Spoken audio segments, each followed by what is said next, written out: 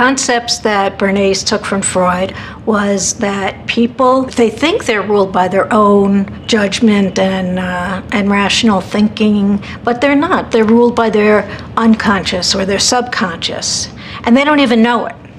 So you have to bypass their logic.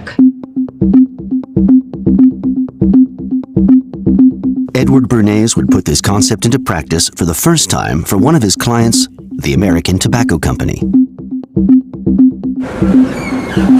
The company felt it was the victim of a social taboo which prevented it from doubling its profits. Women were not allowed to smoke in public. So the company entrusted Edward Bernays with the task of turning women into open tobacco consumers just like men. He went to see one of his Uncle Sigmund's disciples here, this guy named A.A. Brill. He goes to see Brill. He says, Brill, well, you know, I'm trying to sell cigarettes to women. What do they represent? And Brill says, well, this is simple. They represent the penis. And all women, they have penis envy. So in fact, if you can get them to have a penis, or at least a symbolic penis, this is something that they will respond to. And since this was during the time of suffrage, the suffrage movement, which was 1919 and through the 20s, women were still galvanized by trying to fight for their rights. So he goes and recruits some of the leading socialites of the day. He convinces these women that they're going to be striking a blow not for American Tobacco Company, which they don't know is his true client, but for women's liberation.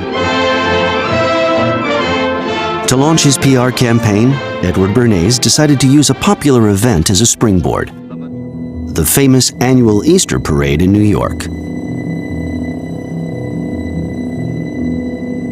He has these women marching down Fifth Avenue, lighting up a cigarette that he calls their torches of freedom. And to ensure that this event isn't missed, he recruits all the photographers from all the leading newspapers and wire services around the world to take a picture of that.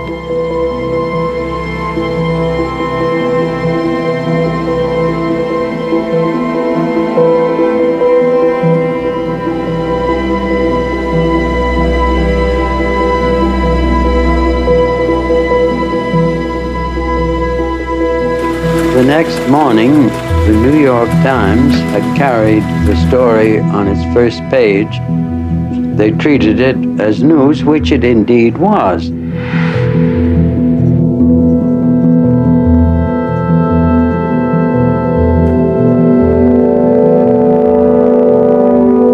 Within 5 weeks, the smoking rooms of theaters in New York opened their smoking rooms to women smoking, which had never happened before. So an age-old custom was broken down by one action.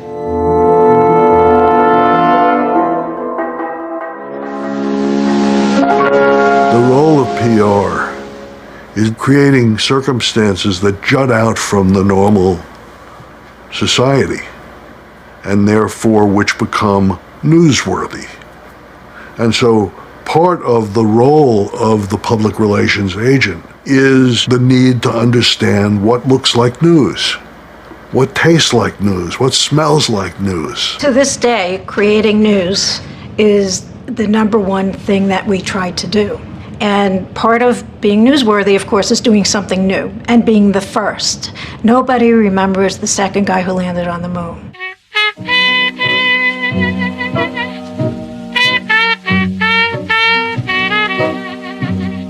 Within 10 years, the consumption habits of Americans had deeply changed thanks to the work carried out by public relations councils.